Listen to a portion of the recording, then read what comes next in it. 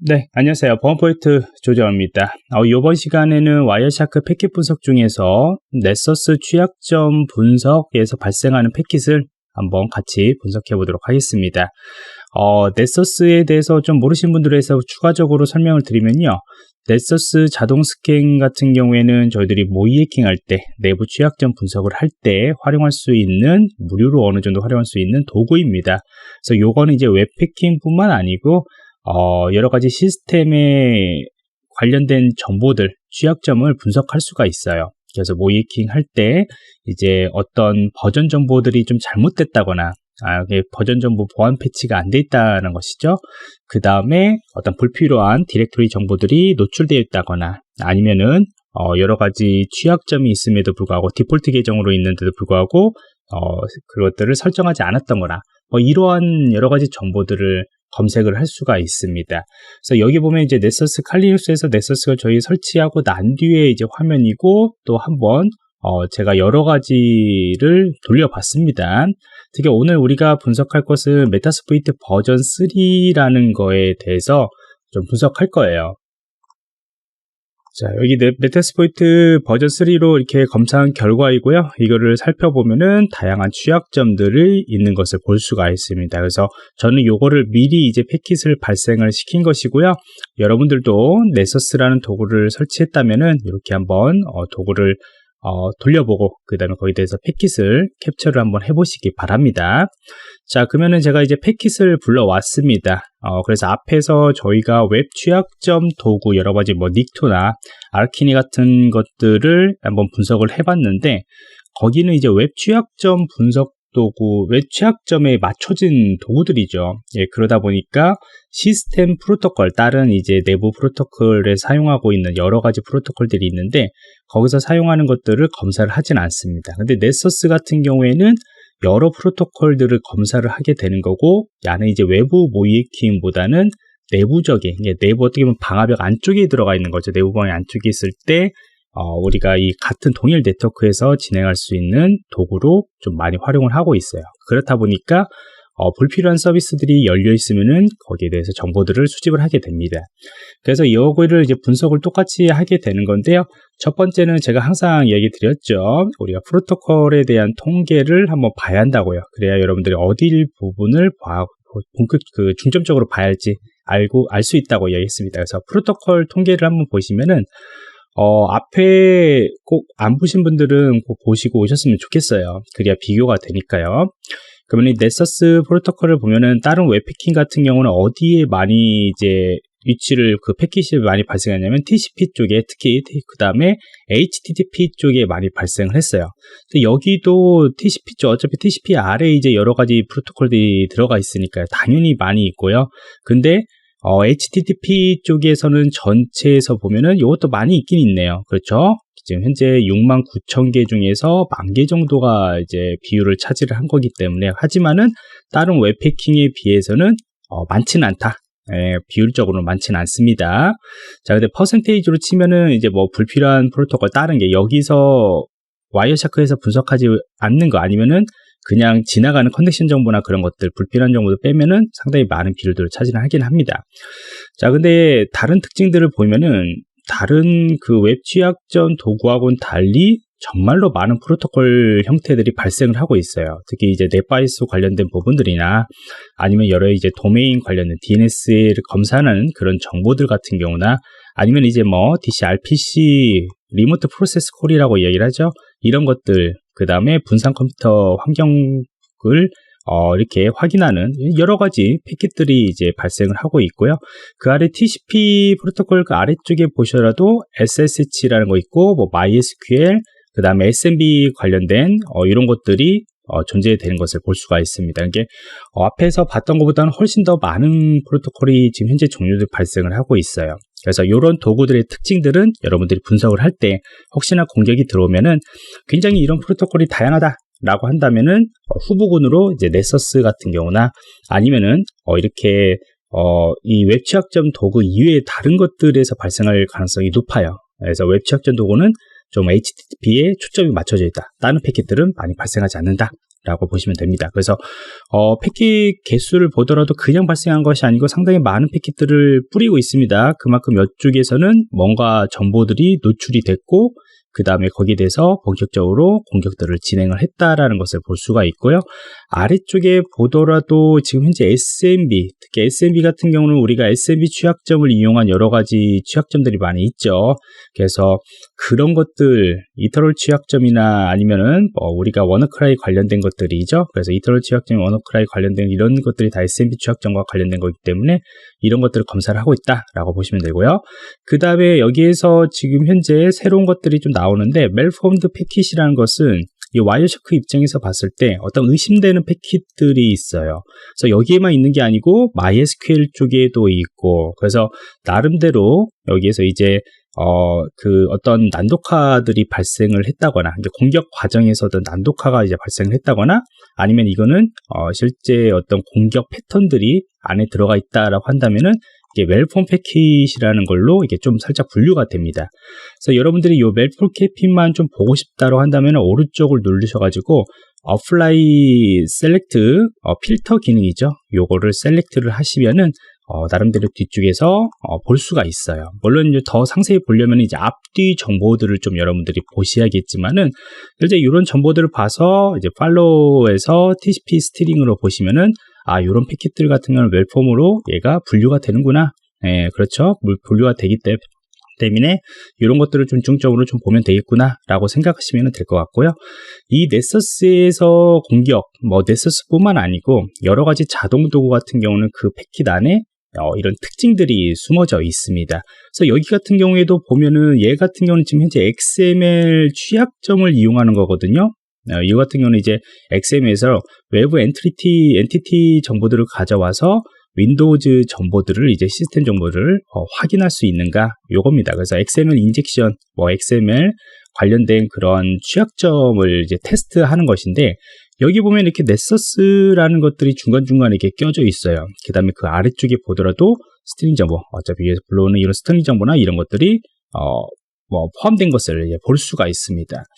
그래서 여러분들이 이렇게 요건 되게 패킷이 많아가지고요, 지금요. 그래서 컨트롤 F 눌러가지고 스트링 정보에 넷서스라고 이렇게 검색을 하면은 이렇게 많은 패킷 안에 지금 현재 넷서스라는 그런 패킷 패턴들이 일부 들어가 있다라고 보시면 돼요. 이 안에요.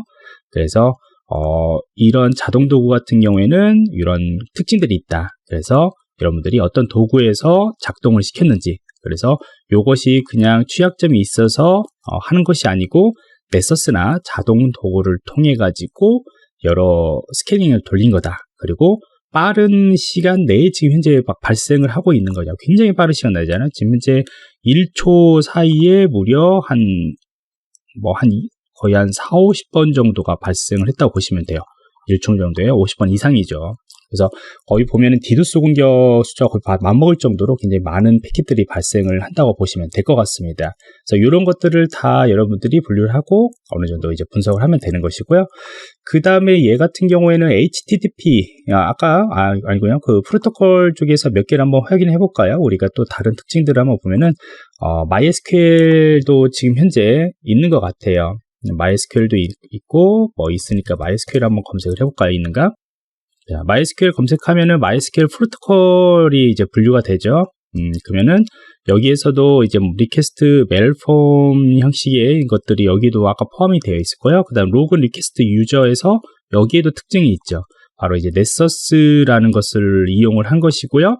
넷서스 쪽에서 MySQL 어노니머스 로그인을 한번 이렇게 한 겁니다. 그래서 이런 패턴들 같은 경우에는 넷서스에서 이제 자기네들의 기술로 이제 확인을 하는 거기 때문에 크게 많이 신경을 안 쓰셔도 됩니다. 그래서 이렇게 얘네들은 패턴을 발생시킨다. 그래서 어노니머스로 연결되는 여부들을 이제 리스판스 값을 통해서 확인을 한다. 그렇게 이해하시면 될 것 같고요. 그래서 여기는 이제 텔넷하고 FTP는 없습니다. 근데 SMB라는 것은 굉장히 많았죠. SMB 취약점을 이제 여러 가지 확인을 하는 것을 볼 수 있고요. 결과값 쪽에서 보더라도 SMB와 관련된 것들이 꽤 있을 것 같아요. 그래서 SMB 확인해 보시면은 확인이 안 되네요. 두 개가 배치됐는데 잠시만요. 어디 있냐? SMB하고 관련된 것들이 여기에 이슈가 있죠. 그래서 마이크로소프트의 SMB하고 관련된 것들, 서비스들이 존재한다. 139하고 443 포트가 열려있다. 이런 것 때문에 이제 패킷들이 이제 발생하는 거죠. 그래서 넷서스를 여러분들이 활용할 수 있으면요, 넷서스 결과하고 이 패킷하고 여러분들 같이 비교를 하시면서 하는 것도 좋은 방법입니다. 그 다음에 요거는 이제 웹패킹과 관련된 것들도 많이 존재를 했습니다. 그래서 웹패킹을 분석할 땐 여러분들이 여기 부분을 확인하라고 했죠. 그래서 리퀘스트하고 패킷 어카운터, 그 다음에 리퀘스트 시퀀스 정보들을 볼 수가 있는데, 이 중에서 이제 카운터 정보를 보면 거의 다 이제 40 관련된 404 쪽 관련된 것들이 많이 뜰 거예요. 그렇죠? 그래서 불필요한 파일들, 없는 것 파일들이 거의 다 이쪽에서 뜨는 것이고요. 200ss 파일도 굉장히 많이 떴네요. 정상적인 파일이거나 아니면 강제 리다이렉션 되면은 저렇게 20 페이지가 뜨게 됩니다. 그 다음에 이제 내부적으로 보낸 것, 풋값도 보낸 것을 볼 수가 있고, 포스트 값으로 데이터를 보낼 수 있고요. 풋과 풋 메소드 같은 경우에는 어떤 데이터들을 이런 넷서스에서 웹데브 취약점이나 그런 메소드가 풋이라는 것이 허용이 되면은 웹쉘이나 그런 것들을 올릴 수가 있습니다. 그래서 풋이라는 메소드에 대해서도 얘가 임의적으로 넷서스에서 파일들을 생성을 하게 되는 것이죠. 그래서 이런 것들이 패킷들이 발생하는 것을 볼 수가 있습니다. 그 다음에 스테이터스에서 리퀘스트 정보들을 한번 보시면요, 굉장히 많습니다. 그렇죠? 굉장히 많고요. 여기 같은 경우에는 이제 뭐 로그인 전부터 이렇게 쭉 정보들을 볼 수가 있습니다. 그래서 메타스포이트 버전 3 같은 경우 특징이 여러 포트가 열려 있다. 그래서 80 포트에서만 이런 것들이 패킷 정보가 확인되는 것이 아니고요. 이렇게 닫으시면은 패킷 정보가 지금 돌아가고 있기 때문에 좀 기다릴게요. 자, 확인해 보면은 이렇게 여러 가지 패킷 정보들을 검색하는 것을 볼 수가 있어요. 지금 현재 보면 85, 뭐 8444, 843인데 요 시스템이 정말로 많은 포트가 열려 있어요. 예, 그리고 여기 보시면은 제대로 찾아가지고 검색들을 볼 수가 있죠. 그래서 이거는 실제 있는 그러한 정보들입니다. 그다음 중간에 크로사이트 스크립트나 아니면 불필요한 파일들이 혹시나 존재가 되는가 이렇게 확인들을 하는 걸 볼 수가 있습니다. 그래서 넷서스에서 보면은 원래 이제 웹 스캔 도구가 별도로 있습니다. 여기 보시면은 스캔 쪽에 보시면 이제 뉴 스캔으로 클릭하시면요. 그냥 제가 현재 돌렸던 것은 어드밴스 스캔이고요. 그 아래 이제 웹 어플리케이션 테스트라고 또 별도로 있습니다. 여러 가지 또 다른 스캔 종들이 있는데, 여기에서 있음에도 불구하고 어드밴스 스캔에서도 기본으로 여러분들이 스캔을 돌리면은 웹 스캔과 관련된 것들을 돌릴 그 패턴들이 있다. 그렇게 여러분들 생각하시면 되고요. 중간에 요것들을 여러분들이 이제 이해하시려면 공부를 당연히 해야겠죠. 그래서 패스트 트래블 같은 경우나 아니면 크로사이트 스크립트 SQ 인젝션은 거의 발생하지는 않는 것 같아요. 제가 볼 때는요. 그 다음에 요런 같은 경우에는 현재 요 패턴들은 우리가 그 아파치 스트럭처 관련된 취약점들이거든요. 그래서 이런 패턴들이 발생했다고 이렇게 확인하는 것이 중요한 게 아니고, 이런 패턴들이 어떤 취약점들을 현재 활용하고 있는가, 이런 것들도 여러분들이 좀 공부를 하시면 좋을 것 같아요. 자, 그래서 이렇게 넷서스 패턴에 대해서 이제 간단하게 이제 분석을 했는데, 여러분들도 한번 이렇게 패킷을 발생을 시키고 하나씩 필터 기능, 그 다음에 위에서 했던 그런 여러 가지 정보, 통계 정보들, 그 다음에 나중에 기회가 되시면은 이제 그 패킷에서 둘이 서로 교환되는 것이 바로 이제 플로우그래피라는 게 있거든요. 근데 요거는 굉장히 대량의 패킷을 발생을 했을 때 사용하는 것을 권하지는 않고요. 이게 소규모로 어떤 FTP나 아니면 이제 텔넷을 통해 가지고 어떤 데이터들을 주고받는 정도의 수준을 발생했을 때 정확하게 판단하기 위해서 요것들을 확인하라고 이야기를 하고 싶어요.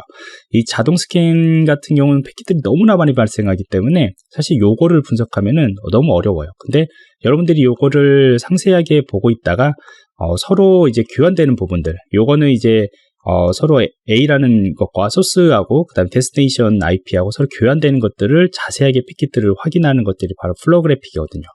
근데 처음부터 이걸로 분석하면 너무 어렵고요.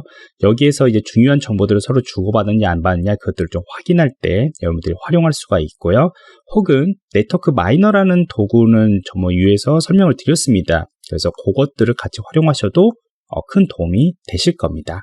그래서 이렇게 넷서스 패킷에 대해서 분석하는 사례들을 마치도록 할게요.